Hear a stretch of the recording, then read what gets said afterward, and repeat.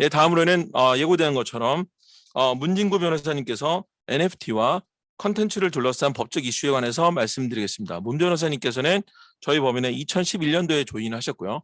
서울대학교 법학과와 UC 버클리 석사를 마치시고 저희 법인 저작권 그룹의 핵심 인재로 활동하고 있습니다. 네, 문 변호사님 발표 부탁드리겠습니다. 네, 안녕하십니까. 네, 세종의 문진구 변호사입니다. 세션 3 NFT와 컨텐츠를 둘러싼 법적 이슈에 대해서 강의를 시작하도록 하겠습니다. 네, 오늘 제가 말씀드릴 내용을 키워드 중심으로 좀 설명을 드리겠는데요. NFT 관련해서 가장 중요한 법적 개념은 역시 소유권과 저작권이라고 생각이 되고요. 그 다음에 NFT를 둘러싼 계약은 약관의 형태로 이루어지기 때문에 계약과 약관에 대해서도 설명을 드리고자 합니다. 그리고 NFT를 둘러싸고 여러 주체가 있습니다만 가장 중요한 두 주체는 창작자와 마켓플레이스가 있습니다. 그리고 이 마켓플레이스로부터 NFT를 구매하는 구매자도 중요한 주체입니다. 그리고 저작권법적으로는 복제와 전송이 가장 중요한 의미일 것으로 생각이 되고요. 그리고 취급권, 좀 생소하신 단어일 텐데 설명드리겠습니다. 취급권과 퍼블리시티권도 설명을 드리도록 하겠습니다. 두 번째 세션에서 권희선 변호사님께서 잘 설명해 주셨지만 NFT와 관련해서 한 4가지 개념을 이해하시면 좋을 것 같습니다. 첫 번째는 대체 불가능성인데요. 앞서도 말씀이 나왔습니다만 하나의 이더리움과 다른 사람이 가진 이더리움은 서로 교환이 가능하죠. 하지만 이 NFT는 각각이 고유의 값을 가지고 있기 때문에 서로 대체할 수가 없습니다. 그래서 대체 불가능한 토큰이라고 저희가 용어를 쓰는 것이고요. 그리고 NFT를 생성하는 것을 민팅이라고 합니다. 민팅을 하게 되면 블록체인상에 어떠한 정보가 들어가게 되는데요. 그 정보가 블록체인상에 올라가는 것을 온체인이라고 합니다. 세션 2에서도 말을 했지만 컨텐츠 자체가 온체인 되는 것은 아니고요. 그 컨텐츠는 온라인상의 어떤 공간에 저장이 되고 그 온라인상의 저장 공간에 연결하는 링크 정보가 온체인 된다고 이해를 하시면 좋을 것 같습니다. 블록체인은 탈중앙화된 시스템으로서 위 변조가 극히 어렵습니다. 그렇기 때문에 그 민팅된 NFT는 디지털 인증서로서의 역할을 할 수 있다. 그렇기 때문에 NFT가 가치를 가진다. 이렇게 이해를 하시면 좋을 것 같습니다. 아마 NFT와 관련해서 가장 유명한 이미지를 꼽으라면 아마 비플의 매일 첫 5,000일이라는 작품을 들 수 있을 것 같습니다. 비플은 마이클 윙켈만이 본명인데요. 이제 예명으로 비플을 사용하고 있고요. 2007년부터 쭉 디지털 작업을 해온 것들을 모아서 5,000개짜리 패키지를 만들었습니다. 그리고 이거를 2021년 3월에 크리스티에서 경매를 했는데 무려 6,900만 달러, 지금 우리나라 돈으로 한 850억 원 가까운 돈에 낙찰이 되었습니다. 이는 현존하는 작가 중에 3번째로 비싼 작품인데요. 사실 이 이미지는 여러분들이 생각하는 그림 파일입니다. 뭐 특별한 것이 아니고 JPG 파일 같은 그림 파일인데요. 예전에는 NFT가 없었을 경우에는 이러한 그림 파일에 대해서 복제나 이런 것들이 너무 용이했기 때문에 어떤 것이 원본이고 어떤 것이 복제본이고 어떤 것을 내가 가지고 있고 어떤 것이 복제되어 전송되는지를 알 수가 없었습니다. 그렇기 때문에 디지털 파일을 소장한다는 것에 대한 의미를 두기가 어려웠거든요. 그런데 NFT는 좀 전에 말씀드린 바와 같이 디지털 인증서로서의 역할을 하기 때문에 내가 이것을 가지고 있다는 것을 명확하고 쉽게 드러날 수 있게 되었습니다. 이렇기 때문에 많은 사람들이 NFT 아트가 소장품으로서의 가치를 갖고 수집품으로서의 가치를 갖게 되었다. 이렇게 이해를 하시면 좋을 것 같습니다. 물론 이 가치가, 이 금액이 적정한 가치이냐라는 것은 항상 논란이 있습니다. 물론 거품도 있다는 얘기도 많고요. 하지만 NFT가 가지는 디지털 인증서로서의 역할이 결국은 가치를 만들어냈다. 이렇게 이해를 하시면 좋을 것 같습니다. 한 가지 더 말씀드리고 싶은 부분은 실물 미술 작품과의 비교입니다. 우리가 모나리자를 보러 루브르에 가는 이유는 모나리자 실물을 봤을 때 느끼는 감상의 이익이 있기 때문입니다. 모니터로서는 절대 느낄 수 없는 감상의 이익이 있기 때문입니다. 하지만 NFT로 만들어진 디지털 아트이든 그렇지 않은 디지털 아트이든 감상에서는 아무런 차이가 없습니다. 그렇기 때문에 자기가 이 NFT를 가지고 있다는 것을 드러내는 것 자체가 가치를 가지게 되고 감상보다는 소장품으로서의 가치가 더 두드러진다는 것이 NFT 아트의 특징이라고 할 수 있습니다. 또 하나 말씀드리고 싶은 NFT 작품은 크립토 펑크입니다. 많은 분들이 알고 계시겠지만 2017년도에 라바랩스라는 곳에서 만들어진 프로젝트이고요. 이게 뭐 일일이 사람이 그린 게 아니고 컴퓨터 프로그램을 통해서 만들어진 24x24 픽셀 아트입니다. 총 10,000개가 만들어졌고요. 그 다음에 1,000개는 개발자가 갖고 나머지는 무료로 배포가 되었습니다. 밑에 쭉 보시면 대부분은 여성과 남성의 이미지이지만 그 중에서는 뭐 좀비라거나 뭐 유인원이라거나 외계인 같은 굉장히 독특한 펑크들이 나왔거든요. 그래서 외계인 펑크 같은 경우에 굉장히 고가에 낙찰되었습니다. 다른 펑크들도 물론 엄청나게 비싼 가격에 팔리고 있습니다. 최초의 NFT 프로젝트이기 때문에 굉장히 그 서사를 가지고 있고요. 그 다음에 10,000개 한정판이기 때문에 시성을 가지고 있고 이 자체가 어떻게 보면 내가 이 NFT 또 크립토 씬에서 영향력 있는 사람인다라는 것을 드러내는 굉장히 소셜 화폐로서의 기능도 가지고 있습니다. 앞으로는 이 NFT 자체를 염두에 두고 만들어진 이러한 디지털 제너레이티드 아트가 더 각광을 받지 않을까 개인적으로는 이렇게 생각이 됩니다. 그럼 NFT의 장점은 무엇일까요? NFT는 진품 여부 증명 그리고 프로비넌스의 역할을 충분히 할 수 있습니다. 예를 들어서 누가 민팅을 했고 그 다음에 어떻게 팔렸고 누가 수령했는지를 명확하게 블록체인상에서 알 수 있다는 것이죠. 그렇기 때문에 진위나 프로비넌스에 관해서 다툼이 생길 여지가 거의 없습니다. 다만 한 가지, 그러면은 최초의 권리자가 NFT를 만들었느냐 하는 부분은 여전히 이슈이고요. 이 부분은 뒤에서 설명을 드리도록 하겠습니다. 또 하나는 권 변호사님께서도 말씀하셨지만 희소성을 가진다는 점입니다. NFT는 항상 공급량이 하나이죠. 그래서 이 희소성은 블록체인을 통해서 보장이 됩니다.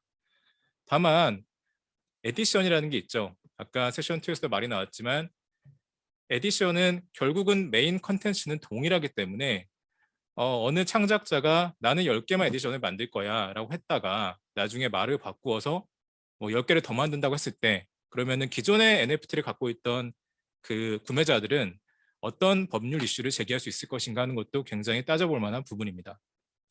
세 번째로는 창작자를 위한 로열티 부분인데요.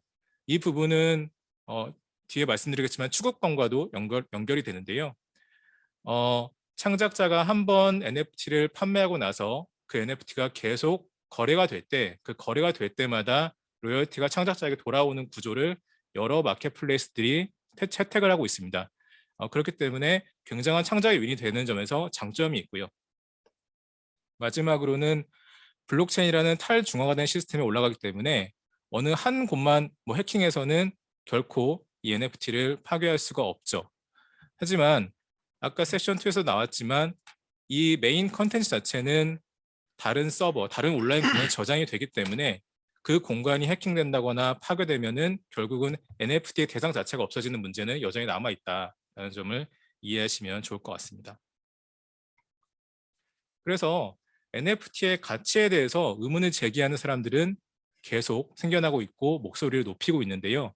NFT 베이라는 사이트에서는 전체 NFT 발행된 이미지를 모두 모아놓고 자유롭게 다운받을 수 있도록 검색할 수 있도록 하고 있습니다. 그러면서 하는 얘기가 NFT를 산다는 것이 무엇이냐. NFT는 결국 그 이미지에 접근하고 또 다운받을 수 있는 인스트럭션을 주는 데 불과하다라는 의문을 제기하고 있습니다. 그래서 NFT를 보유한다는 것이 어떤 권리를 가지는 것이고 어떤 가치를 가지는가에 대해서는 근본적으로 계속 의문이 제기될 수밖에 없는 상황이다라는 점을 이해하시면 좋을 것 같습니다. 그러면 좀 더 법적인 얘기를 말씀을 드리겠습니다. 그러면 민팅을 할 수 있는 사람은 누구일까요? 민팅을 하려면 마켓플레이스에 그 디지털 아트를 등록하고 또 전송하고 하는 그런 복제와 전송이 필수적으로 수반이 됩니다. 그렇기 때문에 복제 전송은 저작권자, 엄밀히 말해서 저작 재산권자가 통제할 수 있는 영역이거든요. 그래서 민팅을 할 수 있는 사람은 저작 재산권자라고 이해하시면 좋을 것 같습니다.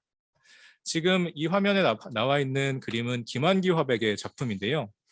어느 회사가 이 김한기 화백 그리고 이중섭, 박수근 화백의 그 미술 작품을 스캔 등 촬영 등을 통해서 복제를 한 다음에 그 이미지를 NFT 경매를 하려고 하는 사건이 있었습니다. 그런데 이 환기재단 등 저작 재산권자 측에서 아니 소장자의 허락은 받았지만 우리의 허락 없이 NFT를 만드는 것은 저작권 침해 가능성이 있다라고 강력하게 이의제기를 했고요. 결국 이 때문에 저작권 침해 논란이 계속 제기됐고 결국 NFT 경매는 중단이 되었습니다. 실제로 업비트의 약관을 보면 실제로 발행된 NFT에 대해서 권리 침해를 주장하는 자가 있다고 한다면 그 중단, 그러니까 유통, 또 이용이나 유통의 중단을 회사, 업비트 쪽에 요청을 할 수 있고 업비트는 그 경우에 권리 주장자뿐만 아니고 지금 구매자, 그 다음에 실제 창작한 민팅을 한 사람에게 다 통지를 하고 이용을 일단 중단하도록 하고 있습니다. 그래서 이런 페이크 민팅의 문제는 계속적으로 발생할 것으로 보이고요. 그래서 NFT 자체는 굉장히 위변조가 불가능한 안정적인 시스템입니다만 맨 처음에 그 작품이 누구에서 만들어졌느냐라는 것은 항상 문제가 될 수밖에 없고 결국은 마켓플레이스들이 이것을 걸러내는 장치, 그다음에 사후적으로 처리하는 장치들을 계속 마련해 가야 될 것으로 생각이 됩니다. 그러면 NFT 관련해서 거래 구조를 한번 살펴볼까요? NFT는 창작자 또는 저작권자가 마켓플레이스 통해서 민팅을 하게 되고요. 그 민팅한 NFT가 결국은 마켓플레이스를 통해서 구매자에게 판매가 됩니다. 결국 계약은 크게 두 개가 있는 것인데요. 이 계약 모두 약관의 형태로 아마 존재하게 될 것 같습니다. 실물 미술 작품을 예로 들어보면 작가가 어떤 회화 작품을 그려서 마켓플레이스 역할을 하는 화랑에 그 판매를 위탁을 하고 그 화랑이 만약에 어떤 컬렉터에게 작품을 판매했다라고 한다면 그 작품의 소유권은 당연히 컬렉터에게 넘어가지만 특이하게 없으면 저작권은 여전히 작가에게 남아있을 것입니다. 굉장히 간단하죠. 저작권은 남아있고 소유권은 이전된다라는 것이 원칙적인 모습이고 저작권과 소유권이 분리되는 것은 당연한 현상입니다. 그런데 과연 NFT에 대해서도 이렇게 볼 수 있는가 하는 문제가 남아 있습니다. NFT는 결국은 온라인 저장 공간을 특정하는 링크 정보가 블록체인에 있는 것인데 이것에 관한 소유권? 어떤 권리가 있는 거지? 이런 의문이 제기되는 거고요. 그래서 업비트 약관을 좀 다시 한번 살펴보면 결국은 이용할 수 있는 권한, 그러니까 양 당사자가 합의한 이용할 수 있는 권한이 부여되는 것이고 저작권이나 소유권이나 이런 지식재산권이 이전되는 것은 아니다. 그리고 각 NFT마다 그 내용은 다를 수 있다라고 명시를 하고 있습니다. 또 아래 부분 보시면 이용 허락의 범위와 관련해서 비상업적으로 이용하는 것, 예를 들면 뭐 카카오톡 프로필 사진이나 아니면 인스타그램에 올리는 것, 개인 SNS에 올리는 것, 이런 것들이 이용 허락의 대상이다. 이렇게 명시하는 약관들이 있습니다. 결국은 이런 것들을 보면 NFT를 구매한 사람이 갖는 권리는 뭐 소유권이나 뭐 저작권이나 이렇게 기존에 있던 특정 권리를 지칭한다기보다는 이 계약과 약관에 의해서 만들어진 일정한 이용허락 권한이 아닐까. 그리고 이러한 약관들이 통일적으로 발전해 갈지 아니면은 약관이 다양화질지 그리고 NFT의 성격에 따라서 또 다양화될지 이런 것들은 한번 계속 지켜볼 만한 대목이라고 생각이 됩니다. 그럼 마지막으로 NFT가 창출하는 좀 시장에 대해서 좀 말씀을 드리고자 합니다. NFT는 많은 분들하고 이야기를 나누다 보면 컨텐츠의 새로운 유통 경로가 될 수 있다 이렇게 말씀을 하시는데요. 저는 한 4가지 키워드를 가지고 이 부분을 좀 설명을 드리고 싶습니다. 첫 번째는 창작자와 관련해서 취급권인데요.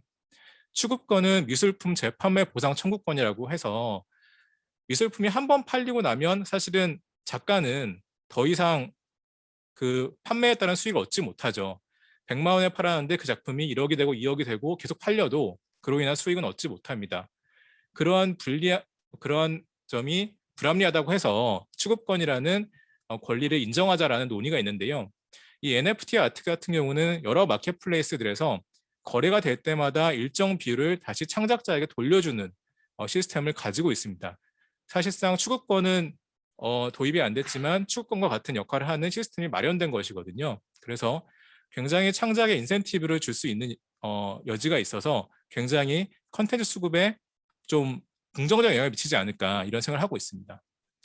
두 번째는 퍼블리시티권의 영역인데요. 사실 지금까지 저작권 쪽 그리고 소유권에 대해서 말씀드렸지만 이 NFT가 대상으로 하는 메인 컨텐츠에 어떤 유명인의 뭐 초상이나 음성이나 뭐 동작 같은 게 들어갔을 때 사실은 NFT야말로 퍼블리시티권이 보호하고자 하는 것, 그 사람의 아이덴티티를 상업적으로 이용하는 것에 전형적인 예에 해당할 수 있다고 생각합니다. 그래서 많은 퍼블리시티권에 가진 유명인들이 특히 NFT에 관심을 가지고 자기의 권리가 어떻게 이용되고 또 어떻게 수익을 얻을 수 있을지를 살펴보고 있다. 이렇게 이해를 하시면 좋을 것 같고요. 세 번째는 컨텐츠의 선택이라고 제가 키워드를 뽑아봤는데 NFT를 염두에 두고 콘텐츠를 만드는 경우는 사실은 뭐 어떻게 보면 쉬울 수도 있지만 기존에 많은 컨텐츠를 가지고 있는 많은 IP를 갖고 있는 회사들 입장에서는 어떤 컨텐츠를 선택해서 어떻게 포장해서 NFT를 만들 것인가를 굉장히 고민을 많이 하고 계신 것 같아요. 왜냐하면 권리적인 측면에서 보면 NFT가 없던 시절에 권리 관계를 처리했지만 NFT를 통해서 수익이 발생했을 때 어떻게 수익을 분배할 것인지 누구의 허락을 받아야 될지 이런 것들이 고민이 되실 거고 콘텐츠를 어떻게 나누어서 어떻게 NFT로 만들지도 고민이 되실 것 같습니다. 그리고 마지막으로 제가 말씀드리고 싶은 부분은 소비자의 인식 부분인데요. 많은 회사들을 만나보면 NFT에 굉장히 익숙한 구매층도 있지만 그렇지 않은 구매층도 많이 있습니다. 예를 들어서 엔터테인먼트 회사 같은 경우는 이를테면 아이돌의 뭐 초상이나 음성을 사용해서 NFT와 사업을 하고자 한다 하더라도 팬들이 이거를 받아들일 수 있을까? 팬들이 이걸 뭐 투기의 수단으로 뭐 소위 말하는 우리 아이돌을 사용하는 거 아니냐? 이런 인식이 있기 때문에 굉장히 그 소비자의 인식을 염두에 두면서 사업을 하시려는 그런 조심스러운 접근을 하시는 경우가 굉장히 많았습니다. 그래서 이런 부분도 고려하시면서 NFT에 대해서 이해를 높여가시면 좋을 것으로 생각됩니다. 네, 제가 준비한 발표는 여기까지고요. 네, 다음으로는 NFT의 법적 성격에 대해서 황현희 변호사님께서 또 강의를 해주시겠습니다. 네.